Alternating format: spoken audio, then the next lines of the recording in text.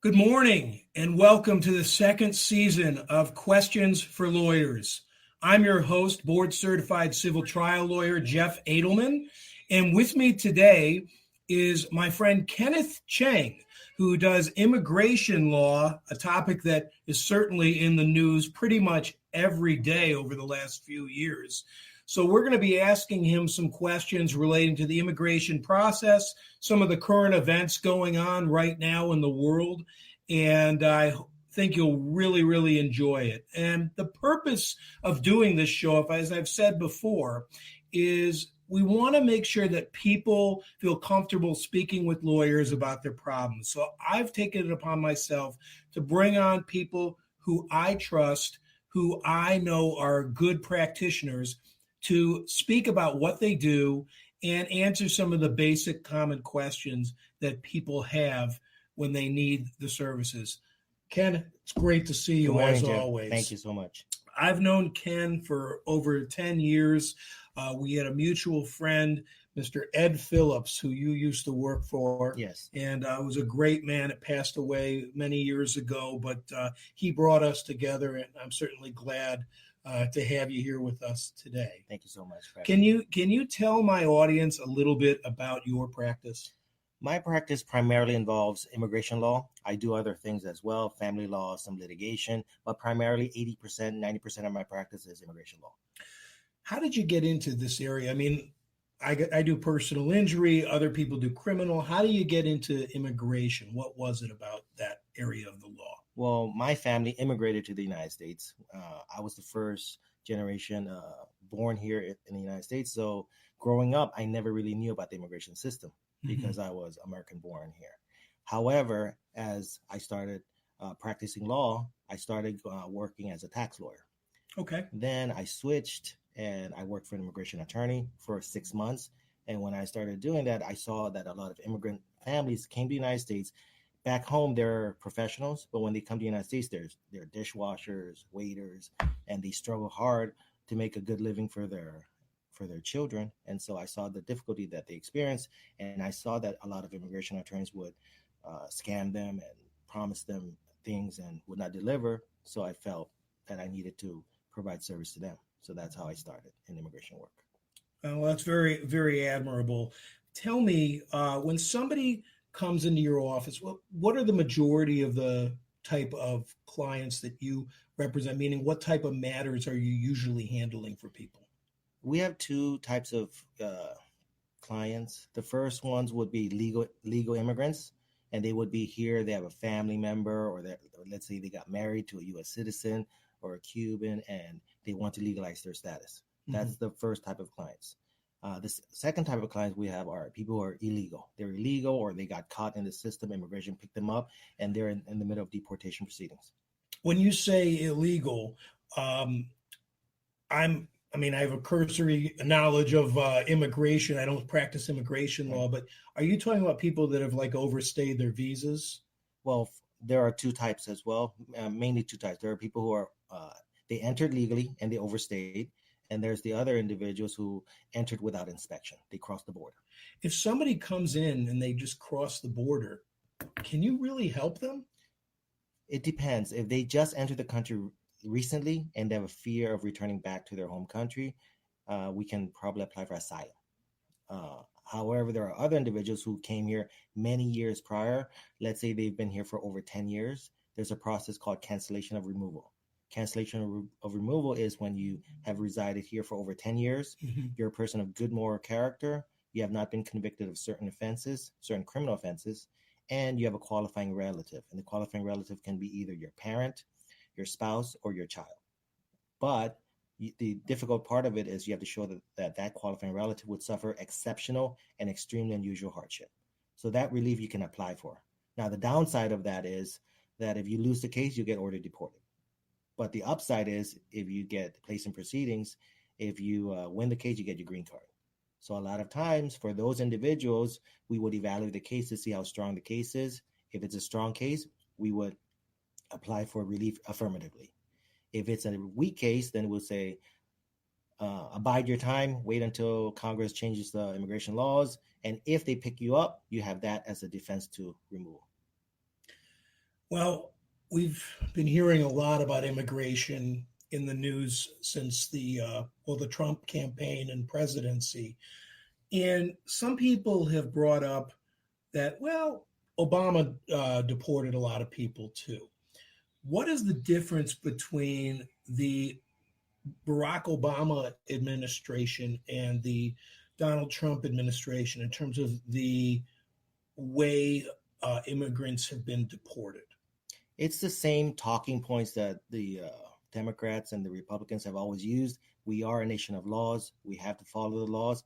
However, it's how you follow the laws. There's an estimate of over 14 million undocumented immigrants here in the United States. There's no way that ICE can deport every single individual. However, there's a allocation of resources. So if I under Obama, at least Obama had he had a system. He had a priority schedule. If you're a criminal, you're a violent offender, you're a gang member, those are top priority. If you are otherwise a law-abiding person and you're just illegal, then he'll just have deferred action. He will not deport you. So that's the difference. So what you're saying is with Donald Trump's administration, it's a much wider net. It's a much wider net because the more people that you deport, the better it is for the news. And so and in terms of the ICE personnel, in my opinion, I believe that they would much rather go after a non-violent offender than a violent offender because it's a safety issue. That's interesting. So with regards to the people that were being deported under Barack Obama, those were people that had actually had contact with the criminal justice system? Yes. Okay. And with Donald Trump, that's not necessarily the case. Well, under Donald Trump, there's been people who have been reporting to Immigration, Customs, and Enforcement for years, and they've been ordered to report every year. And so long as they don't commit any crimes, they're allowed to stay, and they're allowed to get work authorization. Under Trump, what's happening is they go in there and they have not committed any crimes. They've been following the law, and then they go to ICE one day, and ICE goes, "Okay, you're getting deported now," and it's a big shock for many families who are just trying to provide for themselves and their children, their young children who are going to school. And I would imagine under those circumstances that a lot of people are not self-reporting. A lot of times they go in there and they hope and they pray that nothing will happen to them. And some of them get deported. Some of them are allowed to stay. And then there's a fear from those other individuals. They said, look, I have friends who got deported, so they're afraid to go there. And so they do not show up. So it encourages people to not follow the law. That's interesting. Now, with regards to some of the issues on the border, has that changed at all over the last few years in terms of immigration offices on the border? Well, right now they're allocating more immigration judges from where they are stationed to go and hear cases at the border. So Okay. What happens is the cases that they are supposed to hear are being backed up. So cases that used to take like a year or two are being delayed because they're allocating resources to the border because they want to hear the asylum cases quicker and deny those cases. As opposed to getting more judges. Exactly. Okay. Well, right now they're last I heard, they're allocating resources from FEMA in order to fund the immigration judges and the detention facilities. I have a client the other day, he got picked up and Chrome is so overcrowded, he got sent to Monroe County. That's in Key West. From Broward? From Broward. Wow. So he's in Naples. He got picked up. He was supposed to go to Chrome. Chrome is overcrowded, so he got sent to Monroe. And so we had a hearing yesterday, and after the hearing, they sent him back to Monroe County so that the families in Naples, it's difficult for them to visit him. So they're trying to discourage people. That's like a 7-hour drive. Yeah. Wow. Well, how long have you been in immigration practice? How long have you been practicing law? I've been a lawyer for this year will be my 21st year, and I've been practicing since 2000. So over 18 years. And these days, if somebody comes to your office and let's say they had a tourist visa and then they want to get a green card. What can somebody expect to pay for those types of services? If they Ballpark. If they came with a tourist visa and they want to get a green card, yeah, but it depends on who's filing for them. So typically, the only individuals so if they came as a tourist and they overstayed, for example, the only way they can legalize their status without leaving the country is if there are an immediate relative. An immediate relative is a parent or a spouse of a U.S. citizen. Okay. Or if you're a child, you have to be under 21 and unmarried. In only those three situations, you can apply for the green card here in the United States. Typically, the filing fee would be $1,760 because the residency fee is $1,225 and the I-130 visa petition is $535. Our fee typically ranges between $2,000 to $2,500. So that's the attorney's fee. That's not the administrative fees that you would have to pay. Yes, the attorney's fees are between $2,000 to $2,500, and the administrative fees are $1,760. Let's say, take it away from the border in the South. Let's say somebody from Canada wants to become a United States citizen. How would they go about that process? Well, Canadians typically believe that once they enter the United States, they can stay here for as long as they want, which is not true. They are treated just like any other visitor. They're allowed to stay here for only 6 months, and if they overstay, they're treated like an undocumented immigrant. So they are in the same boat, and they would have to have like a parent, spouse, or child to petition for them. All right, well, let's say somebody is in Toronto and they want to move to Miami. What's the process for doing that? If they are a professional, then they can apply for a TN visa, and they can do that either at the border or they can do that here in the United States. And what if they're not a professional? If they're not a professional, they're in the same situation as everyone else. Okay, so how much could if somebody's ultimate goal is to be a United States citizen, how much do you estimate that person would have to pay in order to accomplish that goal? Well, the first step, of course, is they have to get their green card. Okay. So their green card, assuming that they go the marriage route, attorney's fees is $2,000 to $2,500. Filing fee is $1,760. So that's about $4,000. And for citizenship, the filing fee is $725, and our attorney's fees range from $600. What if they're not using the marriage system to get through? If they're not using the marriage system, they go through cancellation of removal. Cancellation of removal, it's a court process, so it depends on the strength of their case, but typically we charge around $5,000 for court representation, and the filing fee for that is $185. So I just want to be clear. So somebody who wants to become a citizen of the United States for whatever the reason, and let's just say they are not in a situation where their spouse is an American. Right. Okay. Would it be fair to say that they can expect to plunk down about $10,000 or more? Yes. Okay. And how realistic is that for people that are crossing the border? Well, crossing the border, it's very difficult because typically they do not have any family members who are U.S. citizens or permanent residents, so they don't have anyone to sponsor them. So they have to go through the asylum process. The asylum process, I believe there's a 20% approval rate. So it's very, very rare that people who cross the border will actually be legal unless they have a strong case.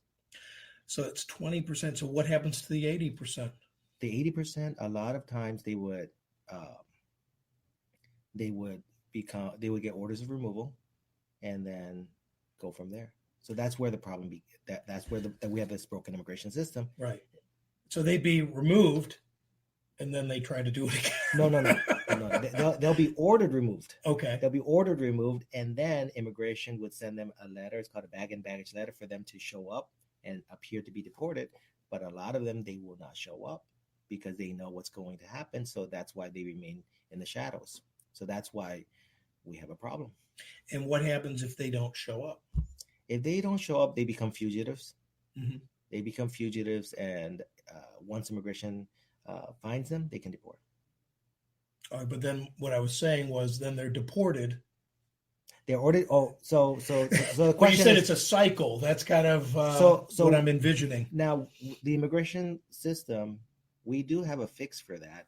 If let's say you got ordered deported or order removed, and they actually deported you, and you re-entered without inspection, then there's a penalty. You go to jail. Okay. After you serve your time, then they're going to deport you again. And let's say you have a qualifying relative who petitions for you, the penalty is you have to remain outside the country for 10 full years, and then you can apply for a waiver to come back. If you don't wait the 10 years and apply for the waiver, you can never come back to the United States. It's a lifetime bar. So there's 14 million people in this country that basically are living in the shadows. At least, that's estimated. That's an estimate. Yes. Now, can any of these people get IDs or anything like that? The states are not allowing them to get IDs. It used to be the case that if you present certain documents, you could, but the states have been pretty good about not allowing them to get state IDs. Now, there are some states that I've seen that my clients come in with a state ID from these other states, but they have to state that they live there, which is not. Which is a lie. Yeah, which is a lie. Well, that's a real problem because you got these people who are living in the shadows. We don't know who's here, and we're not giving them any incentive to let us know that they're here. That's why there was a proposal a couple years back. It's a comprehensive immigration reform. And in that system, what they were thinking about doing was to give you earned legalization. Basically, if you've been here for a certain number of years and you know how to read and write English, you pass the test, then you are able to pay some penalties, some monetary fines, and then you can get your green card that way. However, there are politicians who argue that's an amnesty. And so that went viral and in the news, and then people said, no, we don't support amnesty. But the thing is, in my opinion, I believe it's better to provide a legal way to legalize these 14 million individuals who are not criminals, have them pay penalties, have them pay taxes, file tax return. It contributes to the economy, and that would legalize the non-criminals. Now, the criminals, they won't apply for this system because they have to go through background checks. Right. So then you would have only the criminals who are in the shadows, and the non-criminals would be supporting members of society. So that would be good, and that would pump money into the system because immigration filing fees would help. But it also lessen the amount of people living in the shadows that are taken advantage of by employers who hire undocumented aliens. Right, and that affects the economy as well, because if you hire an undocumented immigrant, then they'll agree to accept less wages, and that would affect the American workers as well. So, but the problem is that when you demonize immigrants, then that's the problem. That's a big problem. I had an interesting teaching moment with my sons, Ben and Jacob. We were driving up to Orlando. We stopped in a small town. There was this blue, decrepit school bus.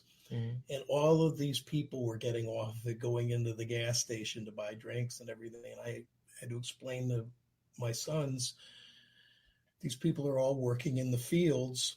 I'm sure that they're undocumented aliens, and so they're being paid like peanuts. Right. And well, they're not paying taxes, but they are basically beholden to these employers, right? Because they could just blow the whistle on them at any time. Exactly. So it's a real problem, especially in this state in the farmlands, for sure.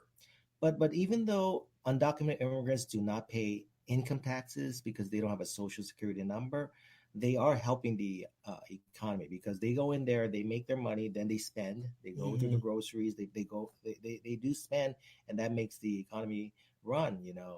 Of course, they do send money back home to their family, but still they do contribute to the American society. But a lot of people don't publicize that because it's not in their best interest to make it appear that immigrants actually help this country. Right. Well, they also the prices that we pay at grocery stores and everything else are helped by the illegal status of the immigrants. That's another thing. I mean, prices would probably go up if you didn't have that work, which, quite frankly, isn't really, it's selfish on our part to want that at their expense, but that's the reality of it.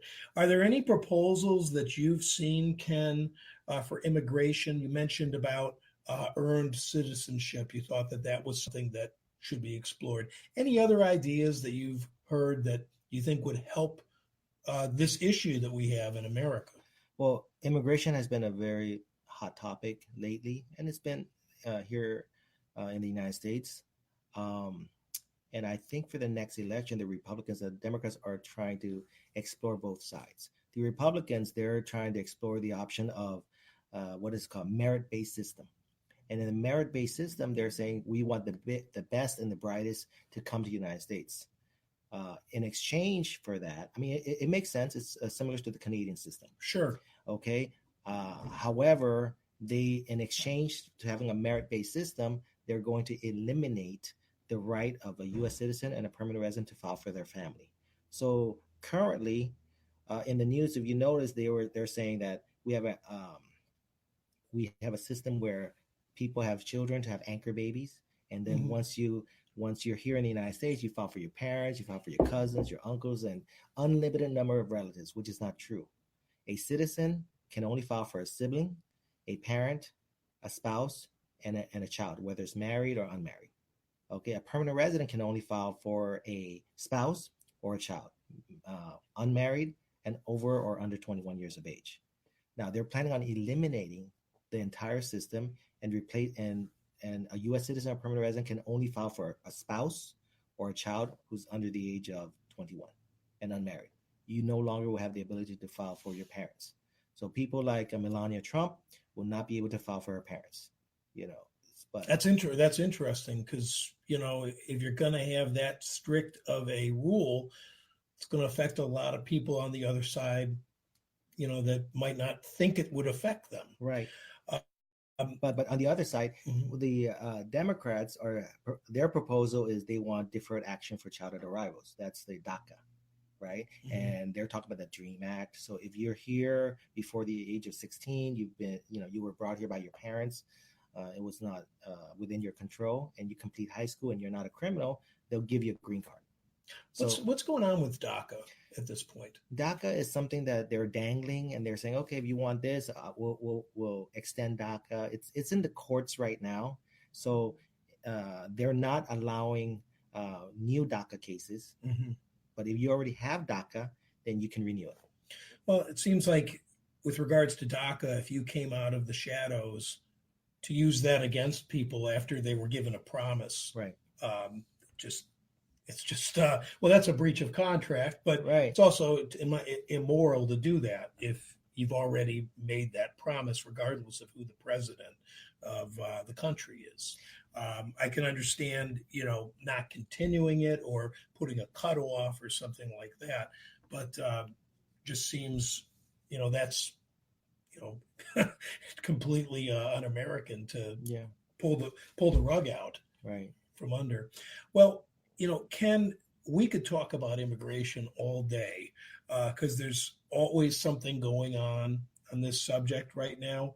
There's so many other things that I could want to talk to you about, but at the end of the day, can you give our audience some tips if they know of anybody who is seeking a green card or is applying for U.S. citizenship as to the best way to do that? The best way is probably to go to see an immigration attorney. Okay. Because right now, a lot of people think that USCIS they revamped their website. Everything seems so user friendly. You can just go online and check your case status, and you can get notifications on your cell phone. So it seems very user friendly. However, when you actually go to USCIS, I've been doing this for over 20 years. And I've noticed a big change. The officers are different. Their priorities are different. It used to be the case that when you apply for citizenship, they just determine whether or not you read and write English. You can pass the civics test, which is a list of 100 questions. And you study from the list of 100 questions. You get they ask you 10, you get 6 right, and you pass. That's usually how citizenship works in the old days.